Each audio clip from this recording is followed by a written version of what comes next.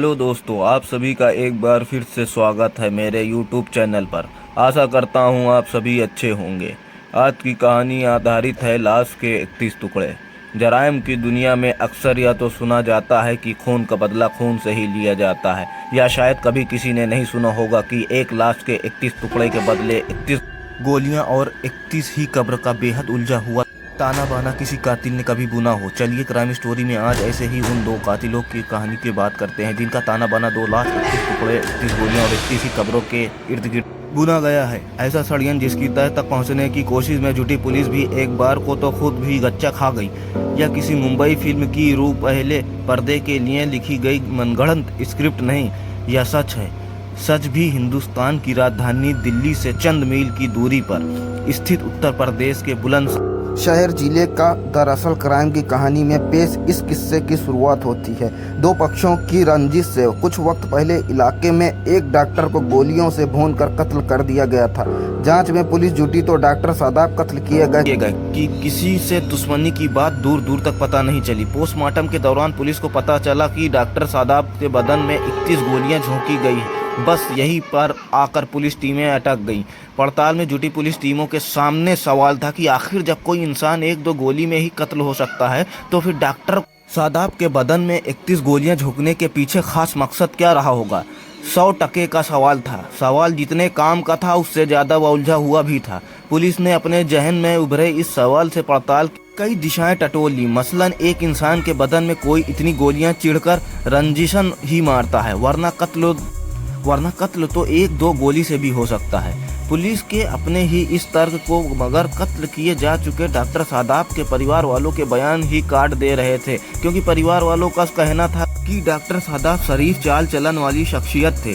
उनकी कभी किसी से कोई रंजिश की बात दूर की तू मैं भी नहीं हुई थी। लिहाजा डॉक्टर सादाब के परिवार वालों की इस दलील के सामने पड़ताल में जुटी पुलिस फिर अपने ही सवाल पर आकर वहीं खाली हाथ खड़ी हो गई, जहां से उसने पड़ताल को आगे बढ़ाने की कोशिश में कदम चलने शुरू थे। बहरहाल कई दिनों की मेहनत के बाद पुलिस को कुछ मिला।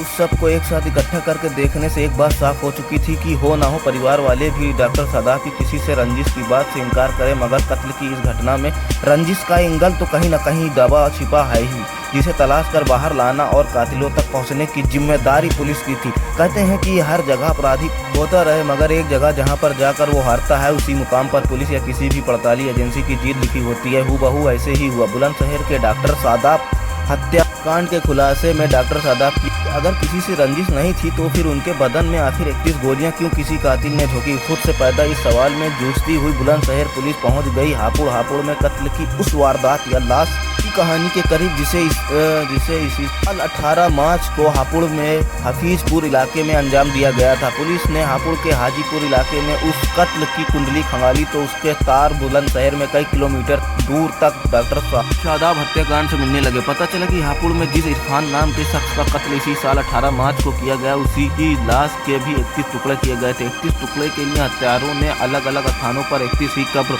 गड्ढों का इंतजाम करके उन 31 टुकड़ों को दफन कर दिया था। बुलंदशहर पुलिस जब डॉक्टर सादाब हत्याकांड और हापुड़ में हुई इरफान खान की हत्या के बीच में पहुंची तो उसे और भी कुछ ऐसी जानकारियां मिलती गईं जिन्होंने क्राइम की इस कहानी को कड़ी से कड़ी जुड़वा दी। पता चला कि 18 मार्च को हापुड़ में इरफान खान की हत्या, बुलंदशहर में 31 गोलियां मारकर कत्ल किए गए डॉक्टर सादाब के भाई रागिब ने अपने दोस्तों के साथ मिलकर की थी। इरफान की लाश के भी कातिलों ने 31 ही टुकड़े किए गए थे। उन टुकड़ों के हत्यारों ने अलग अलग जगहों पर 31 गड्ढे कब्र खोदकर दफन किया था। बस बदन में 31 गोलियां और एक लाश के 31 टुकड़े की कड़ी जुड़ते ही बुलंदशहर पुलिस अपने इलाके में हुए सादाब हत्याकांड के खुलासे के मुहाने पर जा पहुंची। डॉक्टर सादाब हत्याकांड की पड़ताल में जुटी बुलंदशहर पुलिस को पता चला कि डॉक्टर सादाब के घर वालों ने जिन 4 लोगों को नामजद करवाया था वे सभी हापुड़ में इसी साल 18 मार्च को कत्ल किए जा चुके इरफान के भाई थे।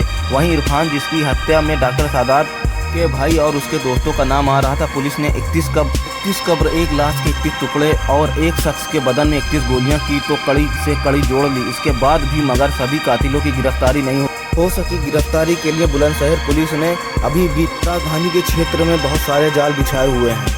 धन्यवाद दोस्तों, आज की कहानी यहीं पर समाप्त होती है। आशा करता हूँ आप सभी को कहानी पसंद आई होगी। प्लीज़ लाइक और सब्सक्राइब करना ना भूलें और बेल आइकन को दबा